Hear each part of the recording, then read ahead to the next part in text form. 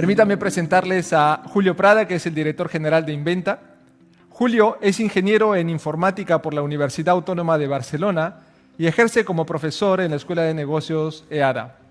Dentro de su trayectoria profesional, Julio ha trabajado como Project Manager en empresas de servicios de telecomunicaciones como Sun Microsystems o British Telecom, especializado en hosting y cloud computing. Inició su carrera como gerente de la startup Inventa hace 13 años, una empresa dedicada a la inteligencia artificial simbólica. Mediante el desarrollo de tecnología de inteligencia artificial y métodos de procesamiento del lenguaje natural y aprendizaje automático. El objetivo principal de Inventa es que las personas puedan hablar con las máquinas de manera natural. Julio, por favor. Me gusta mucho el título del Neurotalk, que es el de los motores de la innovación. ¿Sí? Entonces, realmente yo creo que hay un par de motores humanos en la innovación, que es esta obsesión que tenemos por trasladar cualidades humanas a cosas que no son humanas. Por ejemplo, estoy pensando en películas, ¿sí? Como La Guerra de las Galaxias, en las que a nivel creativo pues somos capaces de concebir pues, estas inteligencias artificiales, estos robots, por ejemplo, que hablan. ¿Sí? Esto es una fuente de inspiración y de innovación interminable para los, te diría, los mejores, los grandes avances que estamos teniendo, sobre todo en el ámbito de la tecnología. Entonces, en esta obsesión por llevarnos estas cualidades humanas a máquinas, ¿vale? Como en estas películas, hay una que es la inteligencia, ¿no? Es decir, en estas fantasías estamos viendo robots que son inteligentes. Entonces, realmente requerimos de una definición de inteligencia para poder aplicarla, ¿sí? En el ámbito creativo, innovador o inventivo. Entonces, yo creo que sería importante contar con una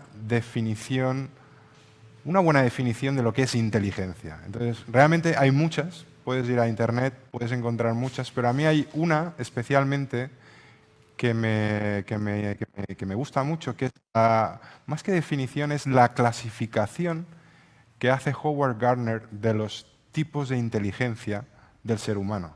De hecho, los define como 8 tipos de inteligencia. No sé si las recuerdo todas, pero, por ejemplo, habla de la inteligencia espacial. Es decir, está de alguna manera diciéndonos que sí, el ser humano es inteligente, pero hay una parte de su inteligencia que se encarga de una función muy concreta, que es la noción del espacio, ¿sí? y de los huecos, de las distancias que es capaz de percibir el ser humano.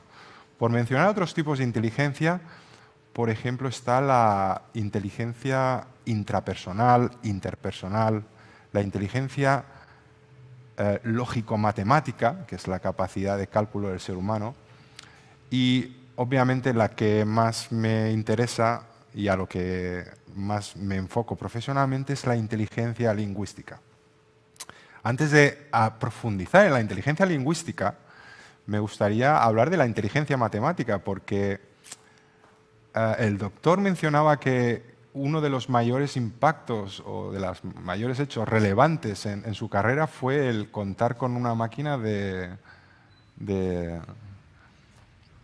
resonancia magnética. Entonces, en esa máquina hay muchos componentes, pero hay uno sin duda que es una CPU, ¿sí? un ordenador que ayuda a ese aparato a conseguir su propósito.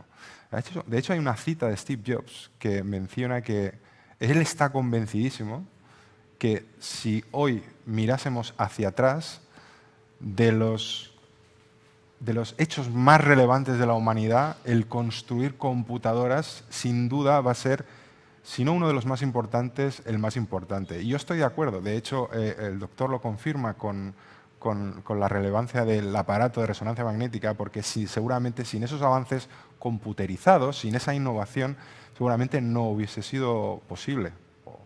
Entonces, yo creo que es un elemento muy importante. Esta es la inteligencia lógico-matemática. De hecho, es lo que hacen los ordenadores. Es calcular ceros y unos y millones y millones y millones de operaciones con estos ceros y unos a una velocidad tremenda. ¿Sí? Esto los humanos calculamos, pero no tan rápido. Entonces, hay, por ejemplo, un gran fabricante de CPUs, ¿sí? De microchips, de ordenadores, que de hecho ha decidido invertir no solo en que sus CPUs, sus ordenadores, sean más rápidos, sino en otros tipos de inteligencia que no solamente es la inteligencia matemática. Invirtamos también en descubrir cómo podemos llevar a la automatización, a la innovación, inteligencias, otros tipos de inteligencia humana, pues por ejemplo la inteligencia espacial. Seguramente a gran parte de la audiencia le sonarán escenas o dispositivos o videojuegos en los que no estamos con una maquinita o con un ordenador, sino que llevamos dispositivos pues, de realidad virtual, ¿sí?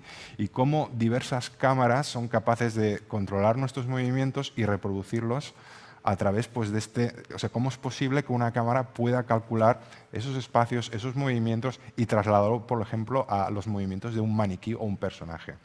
Es el tipo de inversiones que las grandes tecnológicas están haciendo.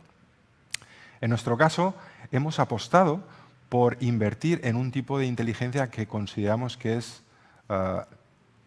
lo más relevante que va a acontecer en los próximos años, que es la inteligencia lingüística. Básicamente es que una persona, un ser humano, se pueda comunicar con una máquina de forma natural. Hay que entender cómo lo hacemos ahora. O sea, lo hacemos mediante un ordenador, unos dispositivos, un sistema operativo. Los programadores, por ejemplo, lo hacen mediante lenguajes de programación, instrucciones codificadas, etcétera, etcétera.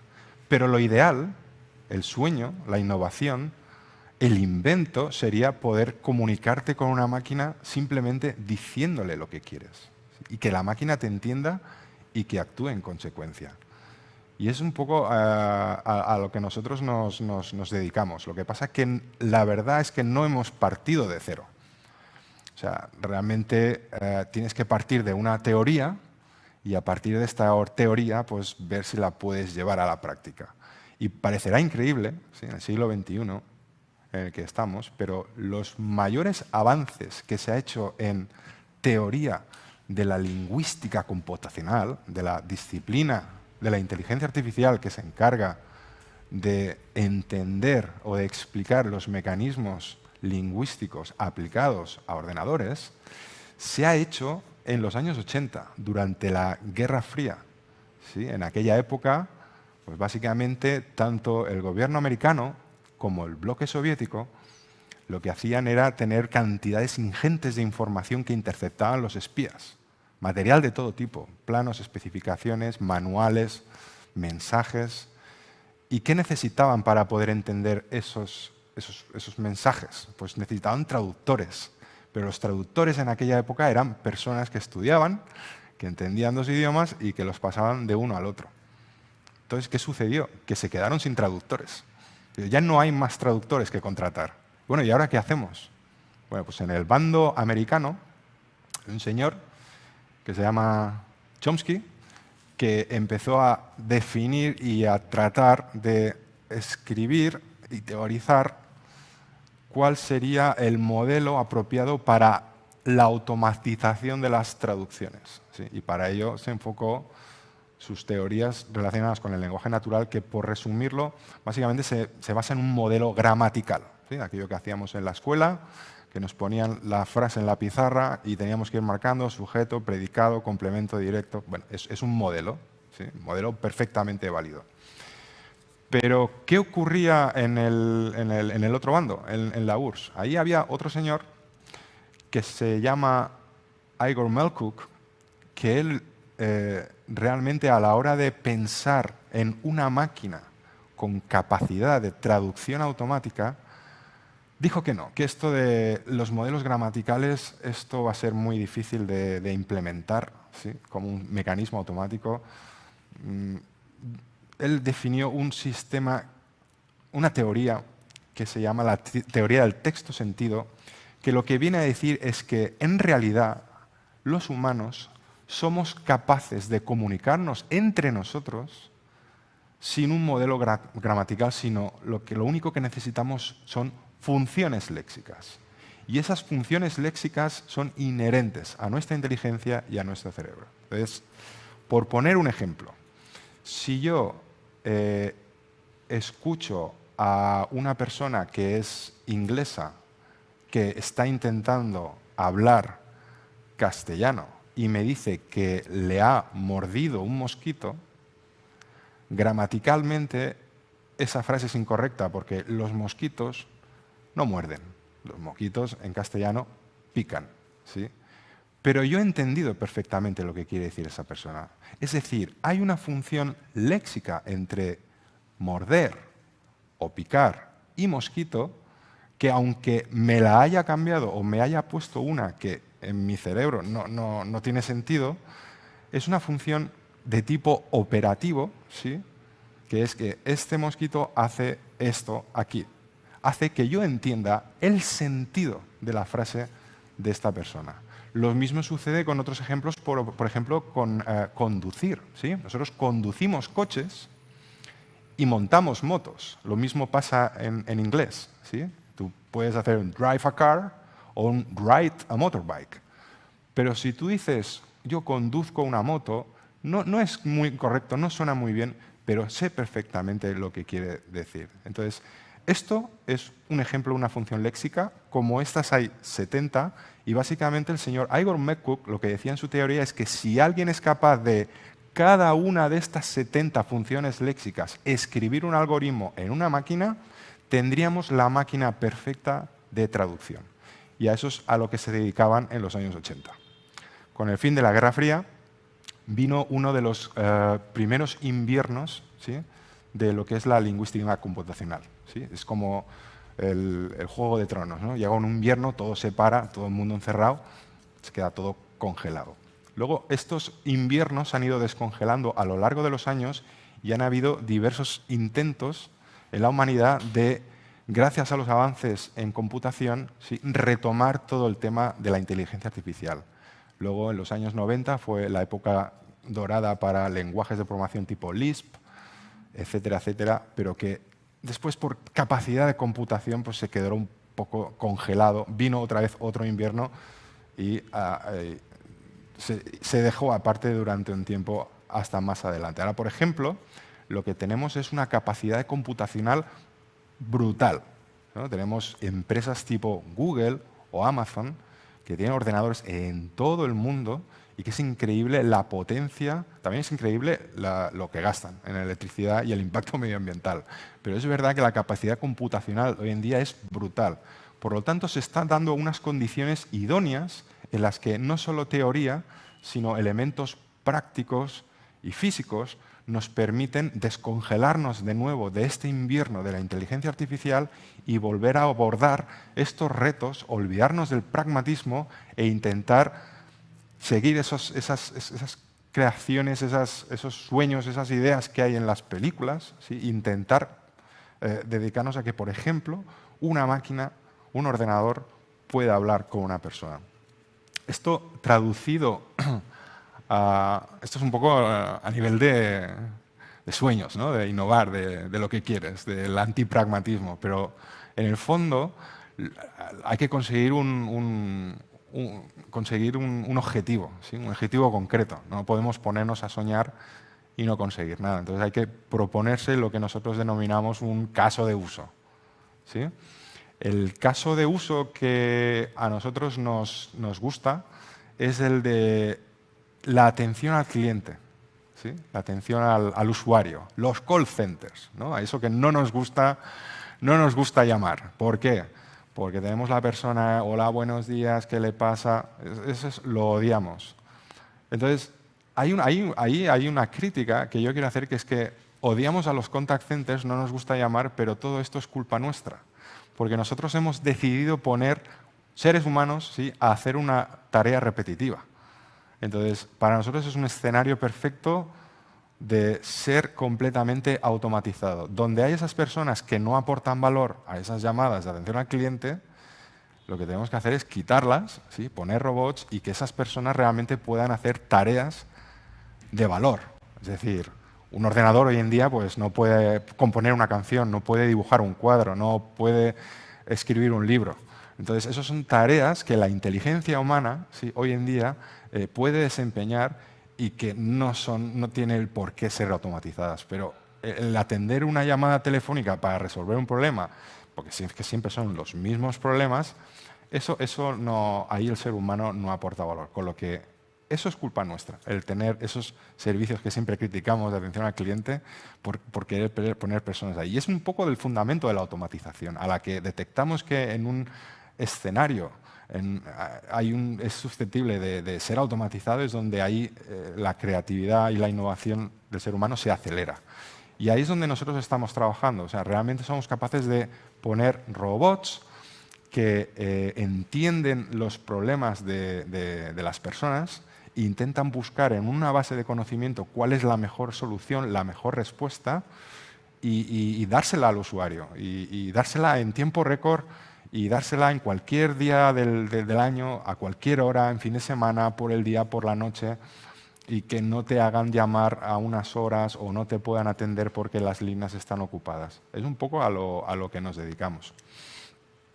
Entonces, ¿en qué state of art, ¿no? ¿Cómo está el estado de estos avances en este escenario que les estoy contando?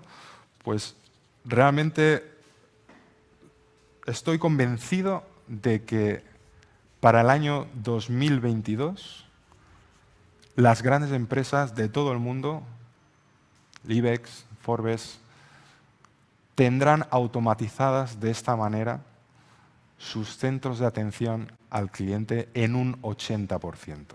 Es decir, para el año 2022 seguirán habiendo personas en los contact centers dando este servicio a los usuarios, pero prácticamente todo lo que es el soporte a los clientes será llevado a cabo por máquinas.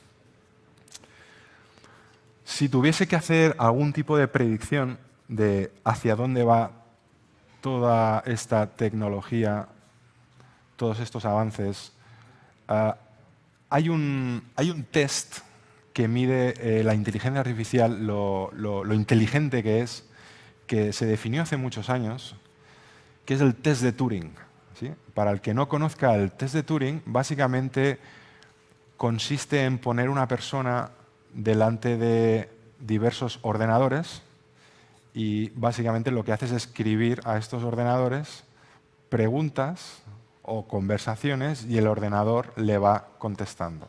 Entonces, el test de Turing lo que hace es, detrás de estos ordenadores, poner una máquina o una persona.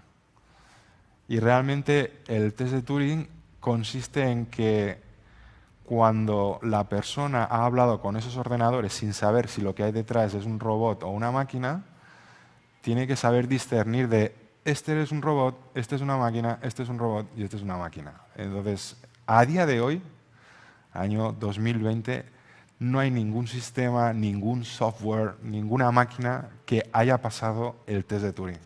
Entonces, yo estoy convencido que el test de Turing será superado antes del año 2025. Es decir, estamos hablando de medio plazo. ¿Sí? En unos pocos años, la capacidad comprensiva, cognitiva y los sistemas conversacionales computerizados serán capaces de mantener una conversación perfectamente fluida y normal con un ser humano que hará que éste no sepa distinguir si lo que tiene detrás es una máquina, un robot o es una persona.